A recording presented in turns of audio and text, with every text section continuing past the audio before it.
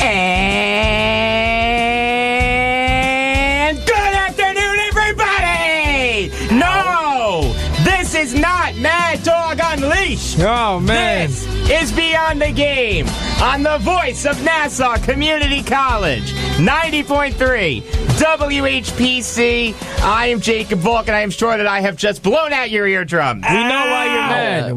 We already know why you're mad. And we have a reason, too, me and Eric, so we'll get into it. Sitting across from me, Brandon Johnson, Dominick Arbolino, and Eric Fischetti. Really? Still upset? Yeah, I did not like that loss. You guys have every right to be upset. That's despicable. That was a brutal loss for you guys. The Jets were expecting it. That was annoying, though. That was like an old McDonald's hamburger. I did not like that. Bad taste in my mouth. Well, weird comparison right there, but it works. That's a great comparison. No, I actually like that because the McDonald's hamburger, you expect greatness, you expect, something to come out of it. Flavorful, juicy piece of McDonald's hamburger. The defense played well, but the offense laid an egg. That's all I'm saying. Man, it was absolutely terrible to see. 3 points, I mean, come on.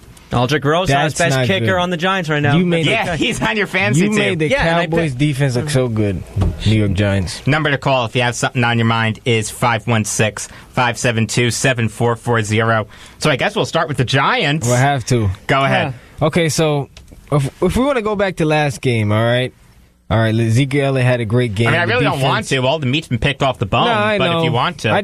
Because we only get till Friday to talk about it. So go ahead. Know what I mean? Go ahead if you really want to. No, honestly, I just felt like going into the game, everyone seemed ready. OBJ, of course, is on the sideline. But it was a time where the Giants' defense was on the field for 20 minutes in the first half, excuse me. And you know what? We didn't even get a chance to get a first down until the second quarter. You know what I'm saying? That is unbelievable, and it still shocks my mind how an offense that was somewhat good last year, and they not even somewhat good, very good. Yeah, but they rode the back of the defense. Honestly, the defense got them to the playoffs. We must say that. Eli had a good year. You're knocking Eli now? No, I'm not knocking Eli now. I'm just saying the defense is really what made our team so much better. I mean, historically, we were bad. The Giants didn't need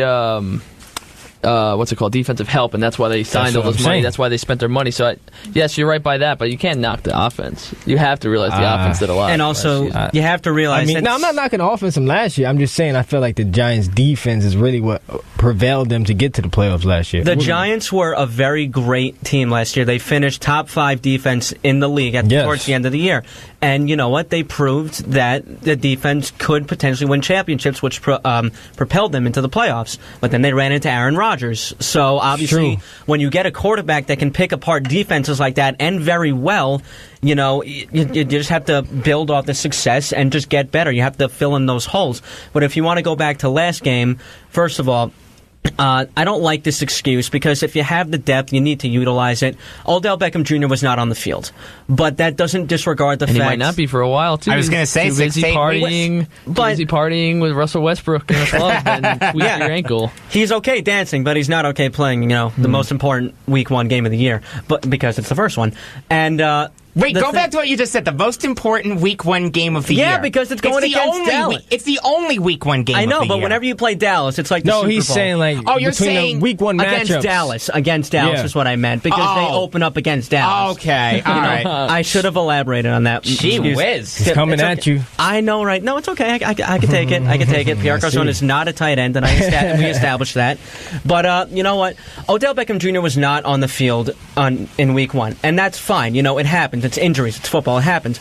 But when the Giants have the depth at wide receiver like they do, they need to utilize it. And I personally had a problem with them not targeting Brandon Marshall until the second half. Oh, the offense was inept. I mean, the offense was inept last week. And you know what? Orleans Darkwa, of all people, played better than Paul Perkins. You guys had no running game last week. They did not. Well, I mean, it's because the offensive line. What are the running backs going to do? Exactly. The offensive line, it's like Swiss cheese. They really should. The offensive tackles, man. Wow. I'm not saying the Jets are great either. They have their problems too, but I'm saying in terms of the Giants, Jets have a million more problems than the Giants. Exactly. That's what I'm and so with the Giants, when I'm picking out their problems, I'm not doing it to be like, oh yeah, the Giants. No, I get it. Worst or terrible. It's just that you have to pick out the problems of that game because that game was atrocious for Giant fans to watch and just football fans. For for a primetime first Sunday night game, that was not a good game to watch. It was a really tough game to watch. Especially most NFL fans hate the Cowboys, so seeing that and just them doing well. They're no longer America's team? And I don't know if it's just... I don't know. They still will always be, because... as long as Joe Buck and Troy Aikman are doing those games, they shall ever. I don't know. Tony Romo. I don't know. On CBS, he did great, by the way. I don't know if you saw it, but I wasn't listening to him. I don't know if it's just me, but I feel like Week 1, as opposed to like the Chiefs and the Patriots, was kind of boring. It was a really tough Week 1. It really was. It was really bad. There were like no low scores. There were no good games Week 1. For the games that the New York had, like whether it was CBS, Fox, or NBC, there could have been better ones that we could have got. Like in terms of, Philadelphia, the Washington and Philly game that was on Fox at 1 o'clock, that wasn't a bad game. I was mainly watching the Jets, which I don't know how I was. But, I was going to say, I give you a lot of credit. Yeah, but I was switching back and forth because that's what I like to do. I like to catch every little moments of games, whatever. And you have Red Zone, don't you? No. Okay. I do. That was just on Fox. Oh, okay. Yeah, that was one of the games Red on Zone Fox. Very nice. But I love it. Yeah. Also you can't forget even the Chicago game against Atlanta. That was down to the wire. That was a good one, some too. big It was still, though, it was Chicago. You were seeing Mike Glennon. I really couldn't get into it too much. Yeah, but the fact that they almost beat the Falcons. The Falcons in the Super Bowl. I was trying to think of a way to say that they were in the Super Bowl but lost, and I just couldn't think of it. The NFC title game winners? There you go. I couldn't get it out. The Super Bowl of the NFC. Pretty much. Do we have to talk about the Jets? I don't even want to. What's the point? That's up to you. You guys already know how the first game went. you could have won. Yay, they lost, I guess. You guys could have won, everything I expected. Yes, they could have. Everything I think the coaching could have been a little better that game. Todd Bowles is the worst head coach in the NFL. And I've got Joe shoving a Bills cap in my face. Of course he's a Bills fan. I'm going to have to deal with Bills number 1, baby! Yeah, they're in first place. Number 1! Oh, go back to... win the Super Bowl! Oh, yeah. 4 years in a row. Here we go. If the Bills win the Super Bowl this year, I will buy everyone in Buffalo a plate of hot wings. We'll hold you to that one. Go ahead, please do. That's how confident I am. Well, I said I would donate my right arm to charity if the Jets went 16-0, so I don't have to do that, thank God. This Jet team is really brutal to watch. They've got no offense to speak of. The defense played well. Leonard Williams and Coney Ealy look good. Marcus May was all over the place. Yeah. I was really impressed with him. He's one of the bright spots. Jamal had some good plays as well. Jamal Adams was okay. I wasn't too impressed, but he didn't look horrible. It's his first NFL game. I'm not going to knock him too much, but, here's how many days until the 2018 NFL Draft? 200? Somewhere around there? I don't know, but there's a lot of quarterbacks rising right now. Obviously you had Josh Allen and Sam Darnold up there. Those were the top two to begin with. But you also can't forget about Lamar Jackson. Personally, I feel like he's just like another Johnny Manziel type where I feel like his style of play is really not going to work in the NFL. But, you kind of saw with Mariota, it's almost like a little resemblance there. They can both really run the ball well, and they can pass the ball well as well.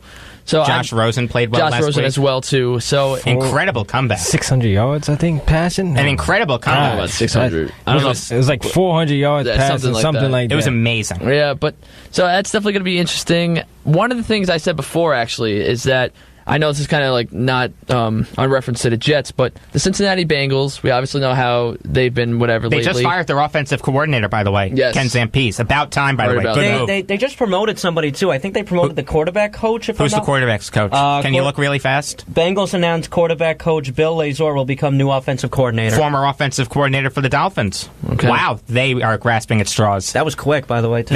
They are grasping at straws if he's their new offensive coordinator. He was horrible in Miami. Dom actually mentioned this earlier. The Bengals might actually move away from Andy Dalton. I literally was just about to say that. They don't. See, but then I got interrupted. Thanks for calling me. A.J. McCarron. No. I think Andy Dalton will finish out the season, but I would not be. This is what I was going to say before. I'll take him. I would not be surprised if you see the Bengals move up in the draft if they don't already have a high draft pick to take one of those quarterbacks that are going to be there. I have a feeling I could just see it happening. I feel like Andy Dalton is just not doing it for the team. Andy Dalton, he's been a good quarterback throughout the years, though. But in terms of the playoffs, you can't win in the playoffs. Horrible playoff Horrible well, in the playoffs. The Bengals are a horrible playoff team, though. They haven't won a playoff game since Boomer Esiason was the quarterback. And that's actually true, by the way. That's crazy. So I'm not putting that on Dalton. I'm telling you now, Andy Dalton, Blake Bortles. There's some good options if the Jets want to do something. If you don't want to tank, if you actually want to try to turn this damn season around, trade for Andy Dalton. Trade for Blake Bortles. Get something so we don't have to watch this damn offense every week. I mean, Todd Bowles is full on embracing the tank since he punted from midfield. Yeah, that was such a stupid decision. Well, Todd Bowles is the worst head coach in the NFL. What do you expect? Josh McClown. Yeah. Josh McClown. I like that one. I've never heard that before. I hope he's listening. I hope he's listening too. He's 5-win quarterback. Yeah. And no way Josh McCown gets 5 wins for this team. No chance. No, come on. No, I'm saying he only had 5 wins his whole career is what I meant. What? Eric, no way. So. No way. He played with the Browns. Eric, How he's long been around has for he too been long. in the league, bro? Look, you're way off, buddy. Tell you what. I'm probably thinking of just the Browns. My mistake. Tell you what, while you're doing that, Dominic, talk about yesterday's game, Texans-Bengals. Speaking of, by the way. I went to go see it, because I didn't care to watch this game, not to hate. Oh, you went to go see that movie? Yeah, is it any good? Yeah, it wasn't bad actually. Okay. It lived to the hype, I would say. But going back to the Watson game, looked good. Deshaun Watson did look good. I saw some highlights from it, but again, Thursday night primetime games, they're not really the best because no, I was watching Big Brother. The reason is with the NFL is that every team deserves a primetime game, no matter how bad your season's going, whatever the case is. They always have to give a team a primetime game, and when it's usually that, it's for Thursday night. Like, again, I forgot what week it is, but this week Jets at Bills is one. The Bills at Jets is one of them. So it's just like they're not good games. The next Thursday night game is Rams-Niners. I mean, you want to talk about a must-miss game? Yeah, you don't really have to exactly. Like, I'm going to be rearranging my sock drawer for that game. You don't have to pay attention. Like that's what I'm saying. Like, yeah. And also the Bengals. Oh man, the Bengals. They need some really help right now. Like they're one of the shocking teams. Thanks for making me look like a genius. By the way, I think I had them winning a wild card. I look like an idiot, but I honestly think the Bengals can turn this around. I don't think Bill Lazor's the answer, but I think Marvin Lewis is a good enough coach and Andy Dalton's a good enough quarterback that they can turn this around. Plus, they have good weapons on that team. They have 10... That's why I'm confused. They have 10 days until their next game. That's plenty of time to dissect film and look at what went wrong. A.J. Green, Brandon LaFell... Andy Dalton, John Ross. Andy Dalton and A.J. Green, I think, have some sort of spiritual connection. He targets Green so much. Yeah, he really loves him. Eric, how many wins did Josh McCown have his whole career? I was thinking of a totally different thing because he was on a team that only got 5 wins. He actually has only 18.